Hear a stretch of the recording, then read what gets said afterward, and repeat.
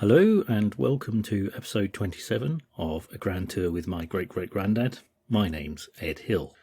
If you're tuning in again, welcome back. Thanks for listening. And if you're tuning in for the first time, bonjour, ciao, hola. It's nice to welcome you for the first time to the podcast.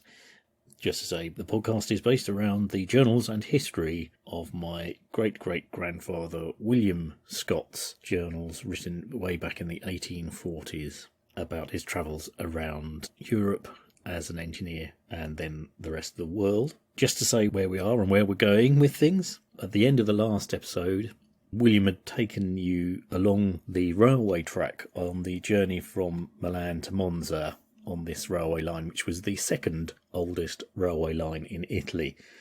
So he was driving along and pointing out things along the way, and then he went on to describe some rather grisly accidents that had happened to people, usually by basically getting in the way of trains and being hit by them, that had happened during his time as a superintendent of the railway, which basically lasts for about 2 years. And that's really the point that we got to in the last episode. I should also just mention that since the last episode was recorded, David Roberts, who I've entered into correspondence with through a blog that I'd read of his online about the Monza-Milan Railway, David now lives in Monza, and inspired by William's description of the journey, he's actually retraced as far as he can some of the sites and locations that are still there today, that date back to 1840, that can still be found in Milan. I mean, I was aware there were some things still existing, like the original station in Milan I knew was still there, but as a hotel these days. And there are one or two other points along the line. The route out of Milan isn't the exact same as it was in William's time. Obviously, you can imagine there's been a huge amount of development over that period, but it sort of then does pick up the main line, probably about, I suppose, 2 or 3 miles out of Milan, then follows it on to Monza.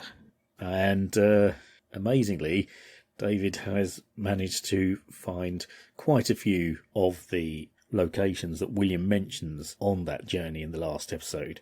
So if you go to David's blog, he sort of updated the original one that he did, showing the various sites along the way that he's found that are still there to this day. I've put a link to it actually on the Twitter page and on the Facebook page, but it's at www.robertspublications.com. If you go on there, and if you go onto the blog section, you'll see this updated blog that Robert has written. A British railway pioneer in Monza. And you'll see the pictures that Robert has taken, the up-to-date pictures of those locations as they are today. And you can also see them on the Facebook page as well, because he's left a few on there. So I'd like to thank Robert for doing that. He's done quite a bit of detective work, working out where he thinks the old route was and where it is still today and which bits are still there. The usual options are open if you want to make contact. There's the Twitter or X page, which is Scott of the Historic, and that's at 3G Grand Tour. That's the number 3 and then G Grand Tour. There's the Facebook page, which is at Grand Tour with my great-great-granddad. And there's also a Mastodon account, which is GG Grand Tour, and that is at scotted@universadon.com. So those are always with which you can contact me or message me if you want to discuss anything that's come up in the podcast. Also to say that the podcast is universally available pretty well on all podcast platforms. Also, I just thought I'd very briefly mention something that a friend of mine said to me the other day. If your time is precious, and much as I try to keep these podcasts as short as I can, they usually end up being around about the 55 to an hour range. And if your time is precious, he said, you know what you can do? He said, you can notch the speed up at which the podcast is played back, which I didn't know. But yeah, sure enough, if you go on your player, probably down on the right-hand side on the Acast one, you'll see a number and it says something like 0.1, something along those lines. Well, on the Acast one, if you knock it up a notch to 1.1, it'll play it just a fractionally bit faster and you'll lose about 5 minutes of the length of the podcast and you won't really notice any difference in the voice or the music or anything. Notch it up to 1.2, you begin to start noticing it a bit, and it starts to sound a bit strange. If you go to 1.3, then I start to sound like Porky Pig. That's all, folks. But certainly if you notch it up by one, whatever the measurement is, and I imagine it varies from various podcast platforms, but if you kick it up one, it just plays it a little bit faster, and you'll save yourself about 5 minutes. You can get on with your day, use that 5 minutes to do so many more extra things that you could have done while you were glued avidly to my every word. Believe me, I am painfully aware of trying to keep these things as short as I can and not detain you any more than is necessary. So just to then finally say where we are at the beginning of this episode, Williams talked about these accidents that have happened.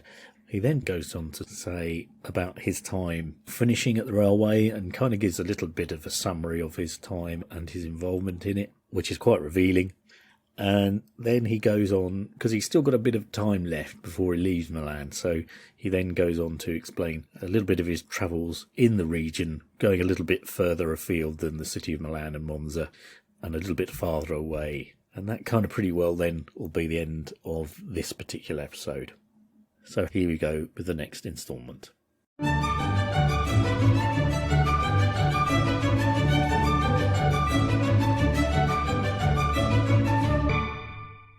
October the 31st. The new Bishop of Monza was solemnly installed into his sacred office on this day. The tower of the cathedral was illuminated in the evening, the effect of which was very fine. This occasion drew out a vast concourse of people to the old city, of which we had our share, carrying upwards of 5,000 passengers, a great number for that season of the year. November the 1st. Festival of All Saints. Train from Monza in the evening, 22 carriages, upwards of 800 passengers. November 2nd. Festival of All Souls. The burying grounds on this day swarming with people, as all persons who have had any relation or friends died within the year make it a point to visit, and pray beside their graves for the repose of their souls. Most of the churches also on this day hung with black externally and internally, and masses celebrated for the repose of those departed who have got friends willing and able to pay for the ceremony. February 8th. Today began the celebration of Carnival in Milan. In the days of the olden time, the Carnival in most of the principal cities of Italy was an object of great splendour and attraction, and generally lasted a month, concluding on the Saturday evening, previous to Ash Wednesday. And though at the present day the period of its duration is normally the same, it is only during the last week that the maskers, so that's just another word for mask wearers, that the maskers appear in public, being generally confined during the 3 first weeks to the theatres and the mansions of the nobility. Rome, Naples, Venice and Milan are the only places at present where the Carnival is celebrated with any degree of splendour.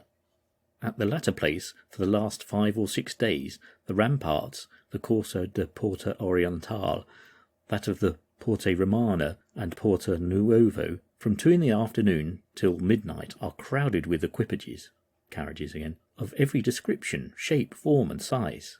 These are mostly filled with persons in masquerade dresses, and the balconies through the whole line are filled with the beauty and fashion of the city.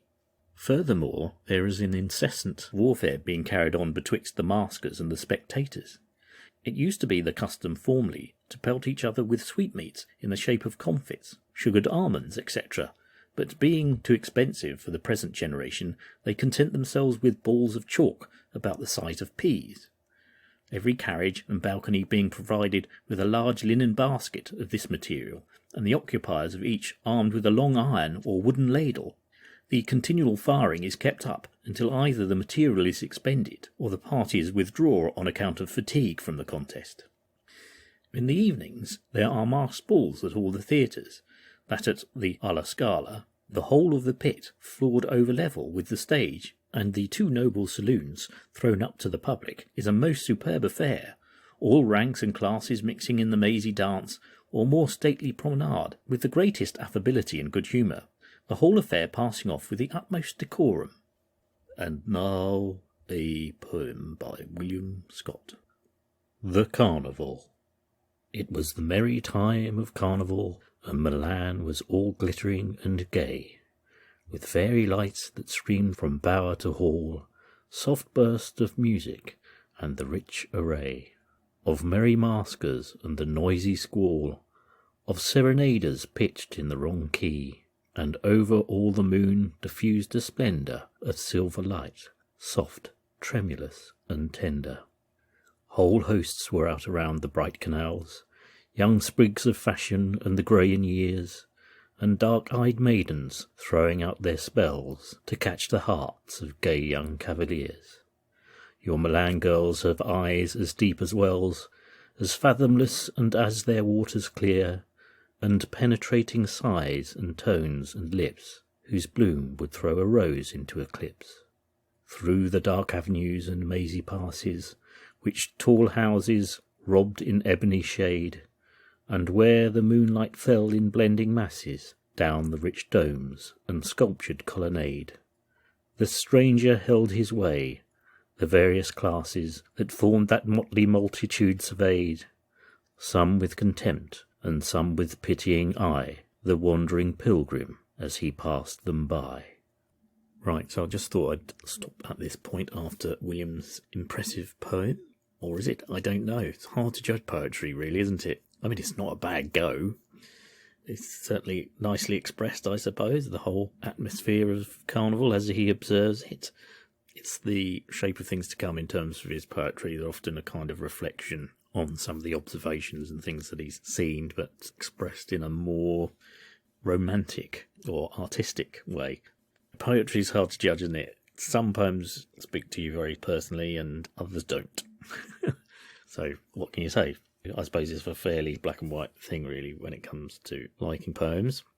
Actually, I have a bit of a confession to make, because when I first came across the poems, I suppose reading the handwritten ones, I didn't realise that it was actually William's own poetry. For some reason, I just assumed that he was quoting poems that he'd already read somewhere else, written by another poet. So I don't know why. I think it was after a while I kept seeing these initials after the poem. He just writes WS. And so I was a bit slow on the uptake. So that kind of changed my thoughts about it, I suppose, because all of a sudden you think, oh, he's actually going an extra mile here with his creative writing. Just thought I'd say a little bit about Carnival. I actually estimated the date because William doesn't give the actual date in his journal. Like Easter, it varies a little bit each year, but February the 8th seemed a fairly good stab at guessing the date in which it happened in 1840, but I couldn't find a way of working that out mathematically. So whether it was February the 8th, I don't know, but it sounds about right because it, basically can kind of go from any time between early February to March. So it was an estimation. Carnival in Italy, I mean, it's the same around the world, celebrated Mardi Gras, whatever you want to call it. It's the same celebration. Apparently it has its origins back in Egyptian and even Greek times. Fairly pagan elements to the ceremony and its origins. It's actually, the word carnival means to get rid of meat. So it happens just before Lent, obviously, when there's an element of fasting and stuff. So it's still obviously a big event in Italy. There's a few very famous ones like Venice and Milan, perhaps not one of the better known ones, but apparently in Milan, they celebrate it for 4 days longer than the rest of Italy because this dates back to the speculation, actually, whether this is true or not, but it's said to be because Bishop was meant to be travelling back from some travels he'd been doing, and the population of Milan wouldn't start Lent until he officially declared it. So they were waiting, and this is why they carry on doing Carnival 4 days longer than anyone else in Italy. It's called the Ambrosian Carnival, I think is how they describe it. In Italy, it's very glamorous sometimes. These maskers, they wear like the Commedia dell'arte, if you're familiar with those kind of stock characters in Italian drama, of sort of rather long noses and hooked noses and exaggerated eyebrows and these masks that they wear.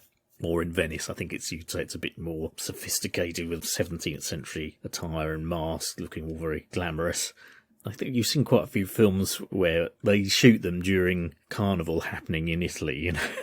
I'm sure I've seen James Bond films and things like that where some chase is happening during Carnival and people get knocked off their bicycles wearing extremely glamorous attire or whatever. But I suppose obviously it's a very picturesque thing to show in a film or have it as a setting or backdrop. You only really got to Google Carnival in Italy and you'll see all the images, sort of familiar images of the kind of things that people wear. And I quite like this idea of people throwing bits of chalk at people because they're cheaper than the comfits or sugared almonds that they originally threw. I don't know, is chalk still cheaper by the pound than chocolate sweets and almonds? I don't know. I think these days chalk would be more expensive per pound, such as the evolution of food manufacturing. I don't know, what would be a cheap thing to throw? Marbles? No, they'd be a bit dangerous, wouldn't they? Anyway, I like the idea they all have a spoon that they can flick these various confectionery and consumables at each other with. I don't know if that still goes on. I think there's a lot of chalk powder throwing, and rather like you see in India as well. Anyway, that's it. It's this big celebration that's sort of universally done in different guises around the world, but still very big in Italy. Rather sadly, we don't really do it in this country. Our carnivals seem to consist of a procession of rather tired-looking floats being driven through town centre high streets, promoting mundane businesses like nail bars and tanning salons, all on the back of a articulated lorry, to loud disco music being blasted out as they go by. We don't seem to have the glamour that surrounds it in Italy. It's like Carnival these days, I'd say it's a bit naff really, isn't it? In fact, I think a lot of towns don't do carnivals anymore. When I was a lowly cub reporter on the Ashford local newspaper, the carnival basically had come to an end, and it was because they couldn't afford the insurance anymore. It was too costly to insure against public liability, so there we are. The glamour of UK carnivals has petered out due to financial problems. I think they're becoming a rarer and rarer sight, but I don't know if they were particularly missed, to be honest. If you want to see a carnival, go to Milan or Venice. I think that's the conclusion. Spend a bit of money, jump on a plane, and spend a few days there. That would be a lot better.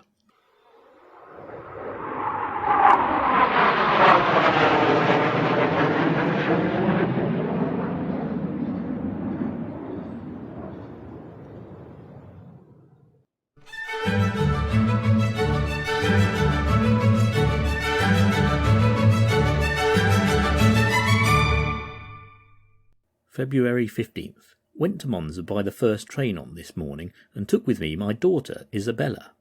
Thence to Cassano di Adda, a considerable town situated on lofty ground on the right bank of the river Adda. There was a large manufactory erecting at the time for the spinning of flax, to be driven by water power, the wheel and principal part of the machinery being from England. The situation of Cassano is particularly pleasant, the houses on the bank of the river being built on terraces and commanding a beautiful and extensive prospect. The old castle and city of Bergamo, the town of Lodi and Trevelio, and a great number of considerable villages. In the distance only the Alps of Switzerland and the Tyrol, but also the distant mountains of the Pyrenees. At Cassano also is a large and splendid palazzo belonging to the Conti di Adda, the remains of a large and ancient castle, the property of the same individual, a large and beautiful church, and some smaller ones, a neat theatre, good hotels and cafes. This town laying on the direct road betwixt Milan and Venice occasions it to be a place of considerable traffic. The river Adda here is a stream of considerable breadth, and its waters very rapid, especially during the summer, as a consequence of the snow melting on the mountains. It is not navigable, but there is an ancient bridge of 3 arches across it, which I must particularly mention as differing from all others I have seen. It consists of 2 tiers of arches, or 2 stories in height, and it appeared to me that after the erection of the original structure, they had found the piers too weak, as they were very slender and perpendicular to a great height, and being in fear of their stability, as at times a vast body of water descends, they had thrown in the intermediate arches across, as they are different in style, workmanship, and material. So I found a picture of this on a print, but it's a Getty image which would cost me rather a lot of money to put on the website. But you can see this double-arched one bridge on top of the other type affair. It's only a little bit because it's really only caught in one corner of the picture, but apparently that bridge was actually demolished in the 19th century anyway, so it's not there now. After partaking of some refreshment, we started along with 2 English friends to visit the celebrated town of Lodi, which occupies so prominent a place in the campaigns of Napoleon. Lodi is a place of considerable size, and it is situated also on the banks of the Adda, and is very neat and regular in its general appearance. Like many of the Italian towns, which at one period supported themselves in the form of a republic, Lodi is surrounded by walls slightly raised above the neighbouring plain. It contains several remarkable edifices, amongst which the cathedral is the first to attract attention, being a very fine edifice and built of marble. The Church del Incoronato, the Tempio Civico della Beata Vergine Incoronata, as it's now known, built by the well-known architect Bramante. I've written a note here, it says actually it was his pupil Giovanni Bottaccio in 1488. So Will got that wrong, but there we are. At least it was his pupil. Back to the church. The interior is painted in the most superb style by Clisto. So that's Clisto Piazza, who lived from 1500 to 1561, a scholar of Titian. The celebrated Parmesan cheese is made not at Parma, but at and about the town of Lodi, and is alone considered the best in Italy. There are also several manufacturers of earthenware, which are much celebrated. It was at this place that Napoleon gained the celebrated victory on May 10th, 1796, over the Austrians under Beaulieu. They had passed the Adda, evacuated Lodi, and taken a very strong position, defended by 30 pieces of cannon, which could be approached only by a narrow bridge over the Adda. Napoleon then formed a part of his forces into a closed column, brought the whole of his artillery into play, and charged at a quick step. The slaughter was dreadful, as the Austrian artillery swept down whole ranks at once on the bridge. The French wavered, but at this critical moment the French generals, Berthier, Messina, Servoni, Lannes, etc., placed themselves at the head of the column, forced their way over the bridge, and took the Austrian batteries. The Austrians fought bravely, both armies struggled with the greatest obstinacy, and victory long remained in suspense, till the division of Augereau, Charles Pierre-François Augereau, came up and decided the fate of the battle. The Austrians, driven from their post, lost a part of their artillery and above 3,000 men, but Beaulieu saved the honour of the Austrian army by a retreat conducted with coolness. The French loss was not less. If they did not lose 4,000 men, as the Austrians state, they certainly lost more than 2,000, which was their own account. Men of science have censured both generals. Napoleon for taking a post with such an immense sacrifice of men, of which he might have been master in 24 hours more with comparative ease, and Beaulieu for having evacuated the town of Lodi in such haste as to neglect breaking down the bridge by which alone the enemy could approach his position. But it is idle to dispute where doctors disagree. Lodi remains one of the most striking military achievements of Napoleon, not merely for the personal courage he displayed, but from the boldness with which the action was planned, and the energy with which it was executed. At Lodi, Napoleon received the title of Little Corporal. Population of Lodi, 14,000 persons, 17 miles southeast of Milan. So I'm going to stop here at this point. Just out of the blue, William suddenly mentions his daughter Isabella. Up until this point, he hasn't said anything about the rest of his family arriving or anything like that and joining him in Italy. It seems slightly odd. You'd think he might have noted the arrival of his wife and family in Italy. Well, actually, when he's in Mexico, he does make more of a entry about the joy, if you like, that he experiences seeing his wife and family again. But of course, in Mexico, he'd been out there on his own for a lot longer. I think it's about 18 months or maybe even as long as 2 years before his family join him in Mexico. Whereas in Italy, I think it's only about 4 months. I think he refers to that later. It's funny with journals, isn't it? I have to say I got into trouble once, referring back to our backpacking around India, and I wrote a bit of a journal, nowhere near as extensive as William's writings, and I'd written a few entries, and I remember my wife looked at it and said, well, you haven't mentioned me once in there. And I sort of apologised, and I thought, yes, I should try and make a more overall picture of what was going on. Maybe there's something sort of inherently selfish about people in my family making journals and not referring to anybody else. Also, just to mention Cassano di Adda, I'm not going to say a huge amount about it other than that there are various historical buildings there, but probably the most notable is this castle that William refers to, because it's right on the sort of banks of the Adda River, and there's a wall that kind of goes all the way down from the very top battlements, I suppose, all the way down right to the very edge of the river, so it's quite dramatic looking. I suppose at that time, also as William refers to, it would have been fairly important as it was on the main route from Milan to Venice. Now, I just also wanted to say a quick thing here about William's reference to Parmesan cheese actually being made in Lodi, because he's not the only one to erroneously make this suggestion, because apparently Casanova in his memoirs said much the same thing, and complained about the fact that the best cheese is not Parmesan, but the cheese made in Lodi. Well, they're both wrong, basically, because Parmesan cheese is made in a certain area. The cheese that William is probably thinking of is Grana Padano, which is very similar to Parmesan. It's a bit less crumbly and not quite as sharp tasting. But basically, it's virtually the same sort of cheese, but it's made under slightly less strict conditions than Parmesan cheese is today. Parmesan cheese has to be aged for 12 months, and the cows that produce the milk can only have eaten grass. They can't have eaten anything else, basically. And Grana Padano, it's a bit more flexible in terms of what the cows that produce the milk can eat. And I don't think it's necessarily matured quite as long as proper Parmesan cheese is. I think, to be honest, you wouldn't. Certainly to an English person, you probably wouldn't notice much of a difference between the two. So it's perhaps an understandable mistake by William. I didn't realise this, but actually, because of their value, Parmesan cheese is actually quite often the cause of various criminal activities by the mafia and similar crime organisations, because they quite often steal it and then sell it in southern Italy. It's produced in northern Italy, but they steal it and then sell it in southern Italy. And that was going on until even quite recently. So it's not just drugs and hooch and cigarettes and other contraband that the mafia makes its money from. It's also Parmesan cheese.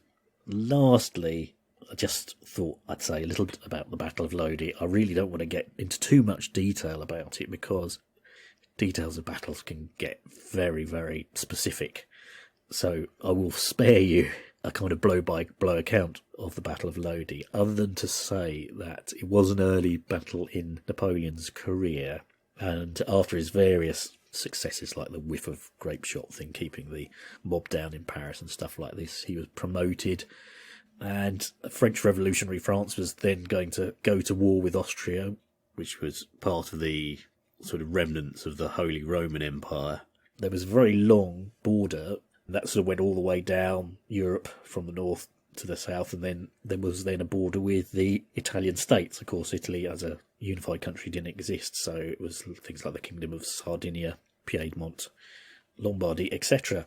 And don't get on my back, Napoleon fans, about this, because I think you can get into trouble making too many broad summaries, as I think poor old Ridley Scott has had with his latest film about Napoleon, which I saw the other day and I thought it was all right. But anyway, suffice to say, Napoleon was given this chance of taking over this army that had been in this area of the Italian borders for many years, and he went to Lodi.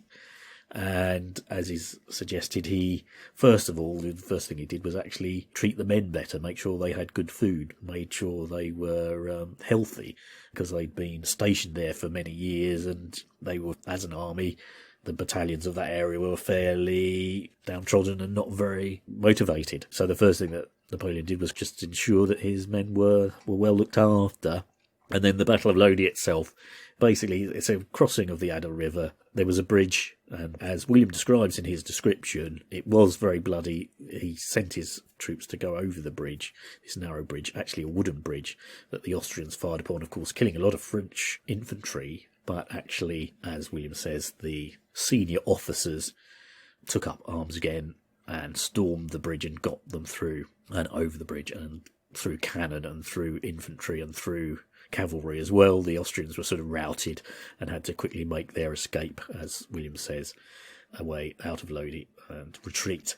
And this term, because of his success at this battle, the French army, or his French soldiers, then started to refer to Napoleon as the Little Corporal. But that's not really in the sense of his height or stature.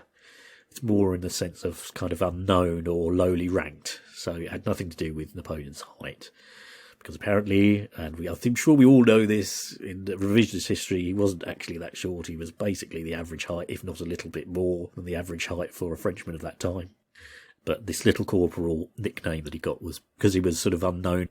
And of course he was Corsican as well, and initially there'd been a certain amount of maybe quizzical attitude to Napoleon from these soldiers, but they soon realised, because of the success of his campaign and the way he looked after them and the way he planned the battles and so forth, that actually he was very good at winning.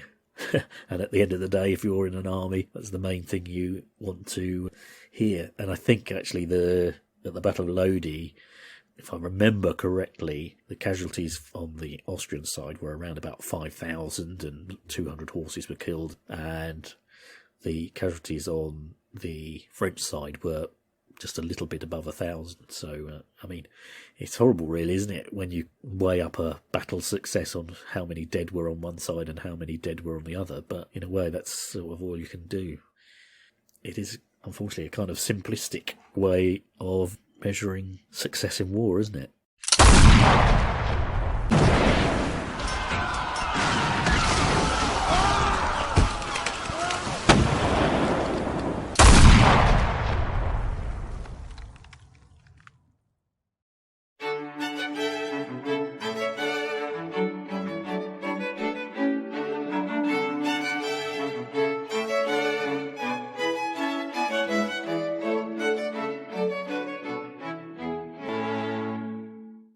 Ventured to Cassano again in the evening, and the next day by the same route to Milan, passing through the village of Inzago, situated on the canal from Faprio to Milan.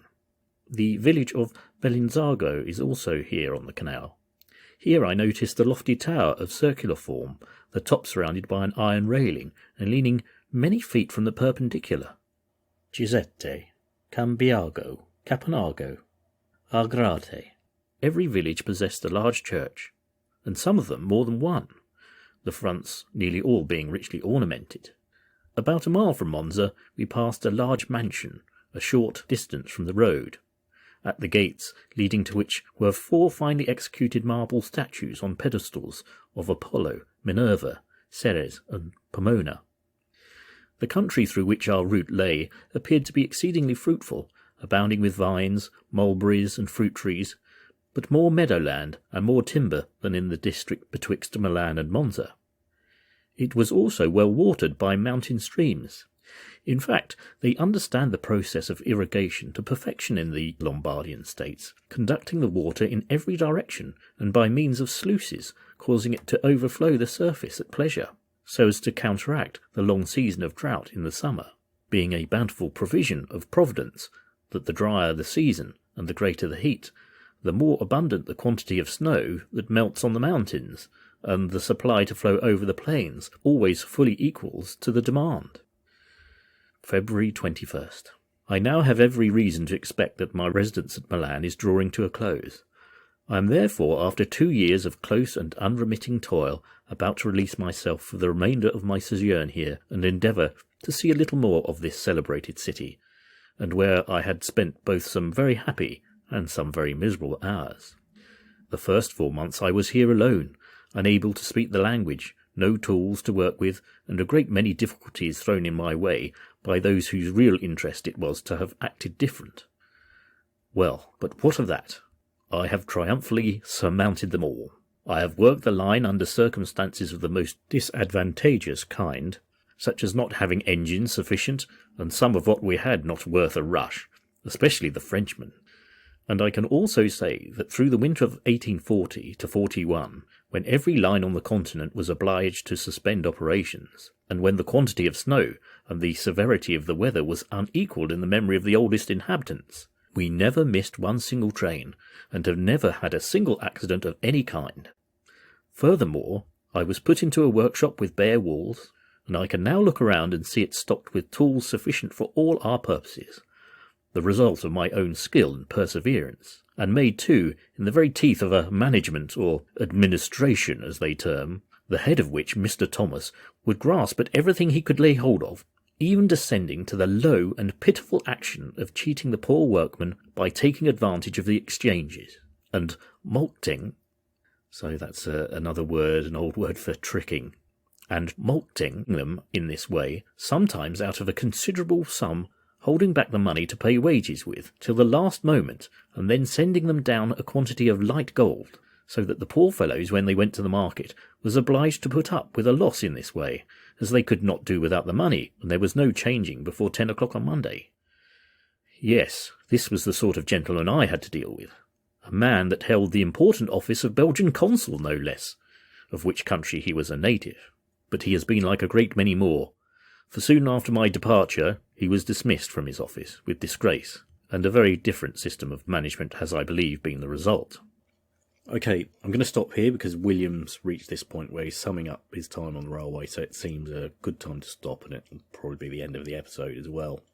I just want to refer to a couple of things before we finish that are mentioned in this section. The first thing that William mentions, how this area is very verdant and how the agriculture is very productive, because he's walking back from Cassano to Adda, and he's going along the Naviglia Martesana, which is a canal, which is one of these medieval canals that was built in this region of a water distribution system that was very effective at keeping this whole area irrigated, obviously for growing crops. And Lombardy, along with other parts of northern Italy, like the Po Valley, is fortunate, obviously, with its proximity to the mountains and the Alps, and the water that melts in the Alps comes down the rivers and helps to be used for irrigation in that region. And it is very true that there'd been a sophisticated system of canals and irrigation channels that had been developed over the years, kind of going back to Roman times, not surprisingly, but much more so with further development in medieval times. In fact, Leonardo da Vinci, one of the things he got involved in was being involved in some of this engineering work and designs. He refers to it in his written works, and he had a very good understanding of it, and was certainly in some way an advisor. He certainly was involved to some degree in designing and advising on irrigation. And in fact, in my research, I came across a journal from a visiting British engineer who is doing a report on the irrigation system of this area, and he's a Lieutenant Baird Smith. R. Baird Smith, don't know what the R is for. Robert, maybe. Roger Baird Smith, Lieutenant, 1st Bengal Engineers. Anyway, he writes this report about this irrigation system. So it must have been quite impressive if people from the UK or from the British Empire were there, because he was there to see how they could maybe adopt similar techniques in the areas of northern India near the Himalayas. And actually his account is about 1850, a little bit later than William's journal. Quite interesting reading. There's some little nuggets in there that I found quite similar to how William writes. Interestingly, he refers to being spied on by the Austrian authorities and complaining about it, maybe suggesting this idea of how, the growing demand for Italian unification was there because they didn't want the Germanic and Austrian influence over their regions like Lombardy, because of things such as having untrustworthy officers, if you like, of the Austrian Secret Service keeping tabs on what they were doing. And I have to say, I only really scanned the book, but he gives an interesting thing of being sort of, because he says, I'd been given a letter of authority that I could do this. And although I'm a military man, I'm only looking at the civil engineering sides of it. I'm paraphrasing what he says a little bit. And so he's outraged that they demand to look at his notebooks. And he says, I've got nothing to hide. Just another little insight there into this outside influence and a kind of untrustworthy government that may have been around at the time, Austrian rule that was happening over this part of northern Italy, and the growing unhappiness there was about it in these Italian regions. And this, of course, is what all is leading to the desire for Italian unification. But obviously the irrigation system impresses William as well. Now, like a lot of canals in the UK, it's obviously more of a recreational thing, and people cycle and walk along it and stuff like that. Although it's still linked to irrigation as well. Now, the next thing I just wanted to say, because William's sort of summing up his time at the railway, and unfortunately that is about all he says about the railway and running the railway. He doesn't give any more day-to-day details about his time as an engineer and his day job, which I do find personally very frustrating. But there you are. I can't make him write what I wanted to back in 1840. He just doesn't say very much about the day-to-day things. In Mexico later on, he does talk a lot more about it. But who knows, maybe he wasn't that comfortable being a railway engineer. I don't know. It was probably pretty hard work. He was driving the trains a lot every day, and I think they had 6 services a day to and from Monza. I'm sure he was probably having to do quite a lot of that train driving. So you will hear later on he spends the rest of his time, quite a bit still to go, in Milan looking at the sights and sounds. But I just wanted to say a little bit more about what I've found out about the railway that I haven't been able to read from his journals. The first is that in William's time, 6 locomotives get exported to Milan to be used on the railway. 4 of them are built in the UK, 1 is built in France, and 1 is built in Belgium. The first 2 are the Milano and Lombardo that he references when he's doing the trials, and they were built by, as we know, J&G Rennie of London, probably under licence of a Stephenson's design. Sounds like they weren't very good from other things I've read, other than aside from what William says. Then there were 2 more from Britain. One's called the Brianza, and of course the other one's called the Adda. In the previous episode, I said to Anthony I was grasping, trying to remember the other names. Of course, they're all names of rivers or geographical features of the area, aren't they? So of course it's called the Adda. And then the one built in France is called the Lambro, and the one built in Belgium is called the Monza. And these last 4, whether they were built in the UK or overseas, were probably based on a development of Stephenson's designs called the Patentee, and that was what they call a 222 engine. 222 refers to the wheels and axles and how the power was distributed. So, for example, on the Rocket, you just had a big wheel at the front and one trailing behind, and the big wheel at the front was where the power was driven. On a 222, it's slightly longer. You have an axle at the front of 2 wheels. You have an axle in the middle, which is the power one that's driving the power, and then you have one at the back trailing, which wasn't powered. But this was a longer and much more stable platform, and it was a development that Stephenson did to improve his railway engine. So this is a simplistic way of saying it. You begin with the Rocket, you then go to the Planet, which is a slightly different, again, configuration of wheels and power-driven wheels, and then you go to the Patentee, which is the 222 ones. I think the Planet is called a 220, and the Patentee was a 222. And the 222 actually becomes the standard railway locomotive layout that a lot more companies then adopt, because it's actually a stabler platform. It means you can have more room at the back for your firebox and for your driver, and it's just stable. It's a bit longer. There's more distance between the front and back axles. It's just a better way of building a locomotive. And this is the one that then actually gets exported more widely under George Stephenson's design, probably built under licence. Now, William says the engines weren't worth a rush. he may well be referring to the first two engines there, because apparently it doesn't seem they were very reliable, and he doesn't like the one built in France, or the Frenchman as he refers to it as well, which apparently seems to have kept breaking down. Now, the one built in Belgium, pretty certain, I mean, I don't know, but very likely was built by an ironworks called John Cockerell. Sounds very English for a Belgian ironworks, but John Cockerell, all his family were English or British, and they'd all, essentially, John Cockerell spends nearly all his life, although his family history is all British, in Belgium. He sets up it's actually his father sets up and works there, but then he inherits it, and with his brother they run it. And they actually built the first one in Belgium, the Lebage, to run on Belgian railways. Seems very likely that they were the ones who built the one that was then sent to Milan as well. And the other thing that makes sense that these were 222 engines is that the ones that were exported just a year earlier to the Napoli-Porcini line were also 222 engines built under licence from George Stephenson's design. So it's all pointing to the fact that these engines were probably of the 222 configuration.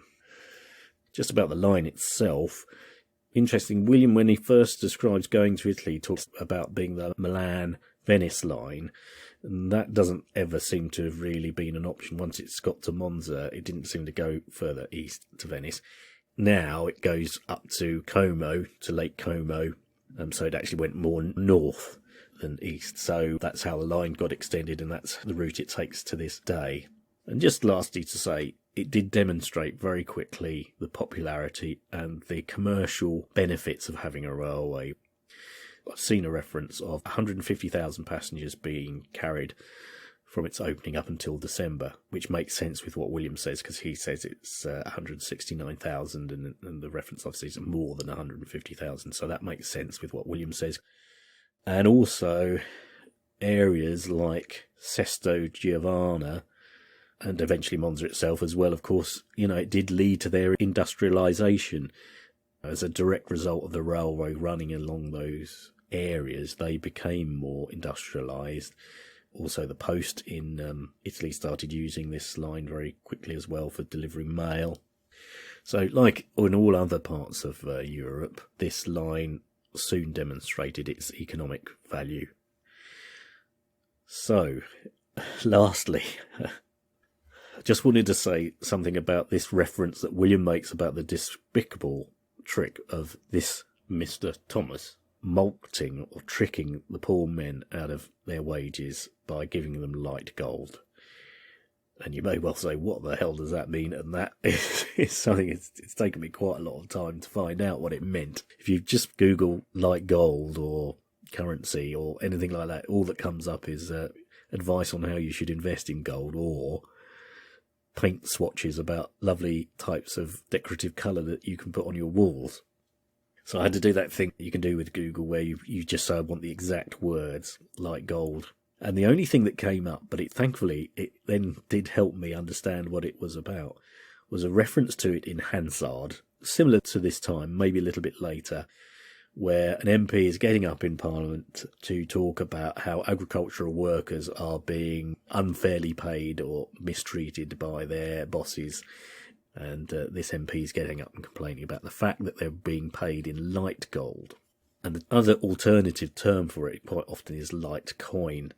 I was hoping to keep it short, but it's really hard to do. But just to sort of explain, in those days, coins had an intrinsic value. There was precious metals in the coins themselves. For example, in the guinea, there was about 25% of 22-carat gold in a guinea. And of course, a gold guinea, had to be a certain size and weight. Otherwise, it was deemed to be light and not proper tender.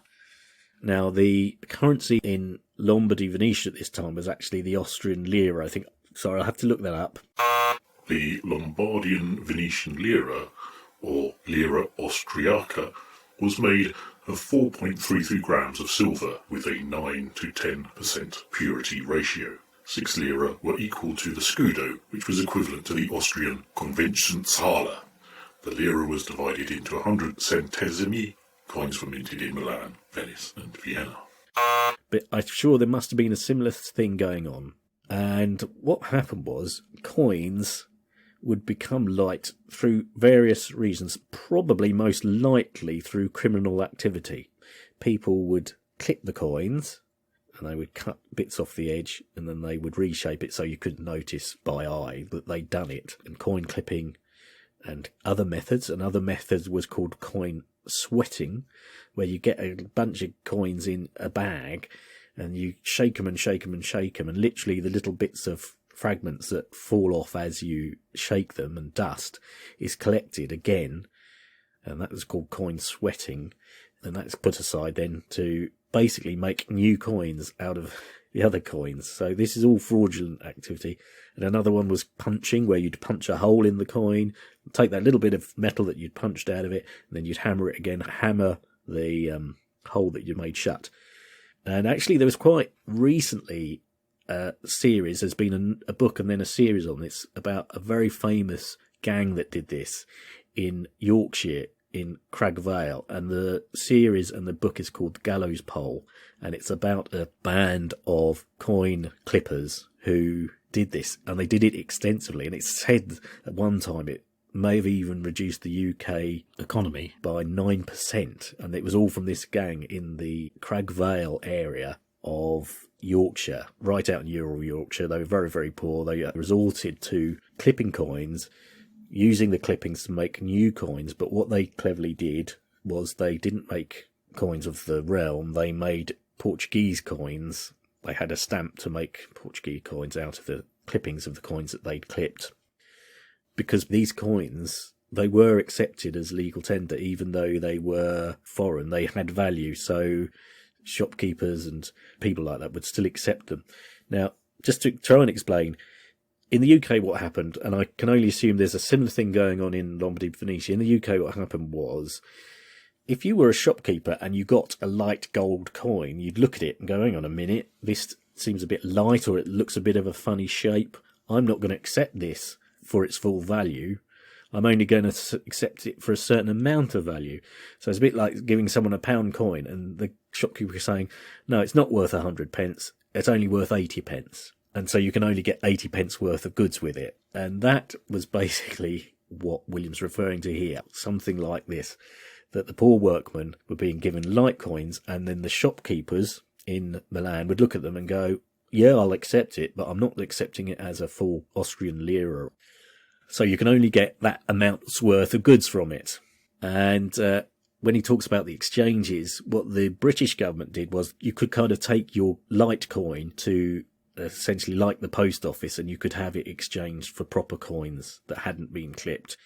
But of course this is extremely costly to the whole UK government. They were losing money hands over fist, and this is essentially why precious metals in coins got phased out, because you couldn't maintain a system where you were relying on the source of precious metals, and it's actually also why foreign coins were being accepted as currency. It just couldn't continue. I mean, imagine today if we literally had real gold in our coins and silver in our coins. There just isn't enough around to do it. And that ultimately meant the introduction of banknotes, and coins now, as we use, are made out of much harder metals such as copper and nickel, the alloys of them that are very hard. So they don't deteriorate and can't be so easily clipped or debased is the word. The kind of overall term for devaluing these coins is called coin debasement. Obviously, our coins aren't literally worth anything, but in those days a coin was worth its weight in gold, silver, whatever. So these poor workers on the railway, this despicable Mr. Thomas, must have been quite hard to make sure he got clipped coins or dodgy looking coins. Sometimes it was just actually natural erosion as well, because the coins were passing from hand to hand all the time. They were deteriorating and getting lighter anyway. And that was another problem with using precious metals, because they tend to be a bit softer. Gold and silver tend to be softer than other better alloys. So these poor chaps were being deliberately paid in money that wasn't really worth the full amount that they were entitled to. So it is pretty blooming low, and he must have, to assemble all this dodgy currency to have done that as well, was a deliberate move on his part. So don't like Mr. Thomas, that's for sure. I think I've explained it, and I could only assume in Lombardy, Venetia, and under Austrian rule, there was a similar sort of thing going on where people, they had time, they could go to the exchange and get their money exchanged for the full value type of money that was available and not have to use these light, debased coins that the railway company run by Mr. Thomas was giving them. If you read about the Gallows Pole novel, you'll hear about they're called the Crag Vale coiners. That explains how they got very sophisticated at doing it. I think it's their leader of the gang was a man called Hartley. A lot of the leaders all end up getting hanged because eventually the authorities discovered what was going on. The other possible meaning that William may be referring to is it could have been that the money was in some way some sort of company token that was given out to the workers to use, and they could only spend it in certain shops, or it would only be accepted for a certain value by shopkeepers. But I suspect, because William uses this term light gold, that it's more to do with the actual coins being light or debased in some way and not worth their full value. I think to people of that era, this would have been a problem that was quite familiar to people, because fraudulent coins at this time were very, very common. Really wanted to keep this short, and I haven't managed it, but like gold, explaining that is really a bit involved, and this is one of these occasions where you really... Personally, I'd never heard of it, and I was only fortunate that I found this reference to it in Hansard that actually then unlocked the whole thing to me, and I kind of understood then. If it's not exactly as I'm describing it, something similar must have been going on where the coinage being given to the workers of the Milan Monza Railway isn't, for whatever reason, worth its full value, and so they can only get a certain amount of food and other goods with it that they need to feed their families. The only kind of nearest modern day equivalent of it, sometimes you still get it in the UK. If you've been in Scotland and you're using a Scottish £5 note or £10 note, and particularly like where I am, which is miles away from Scotland in the south of the country, you go into a shop, you hand over this different looking Scottish £10 note, and they look at you like, I'm not accepting that, particularly like small news agents and stuff. This has happened to me.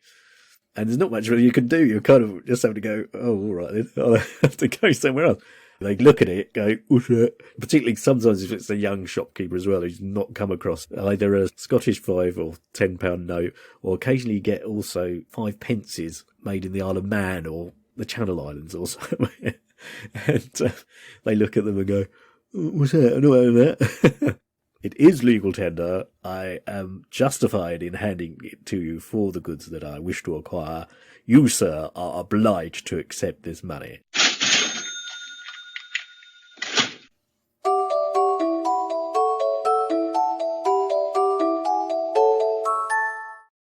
So I'm going to end this 27th episode here.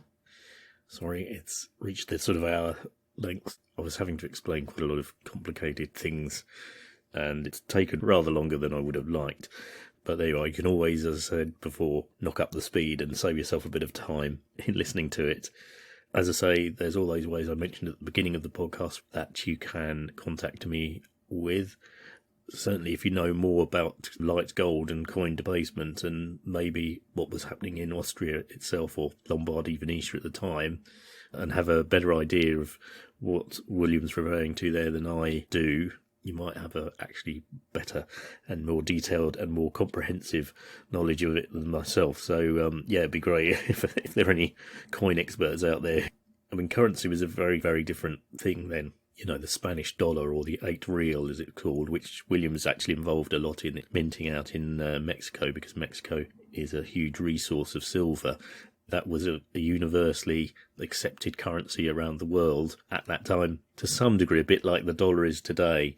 But of course, it was at these times, currencies were based on either the silver standard or the gold standard, which actually linked them physically in a way to the amount of reserves that countries had of those types of metals.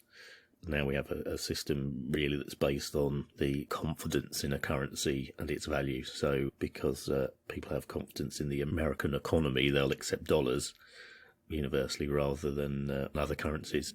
It's really odd in a way, value thing, isn't it? It's in some ways you kind of think, what is an intrinsic value of something? Gold itself is probably more valuable now because of its use in electronics and stuff as a precious metal in that regard than as a currency. How are things valued anyway? Is it just their rarity? In that regard, perhaps a painting by an old master is more valuable than gold. I mean, they're still mining gold, aren't they? So it's quite a big philosophical question. So yeah, that's the end of episode 27. Do subscribe as well. That helps to help with the numbers listening to the podcast. And do spread the word about it to anyone who you think will find it interesting. So lastly, if you have been, thanks for listening.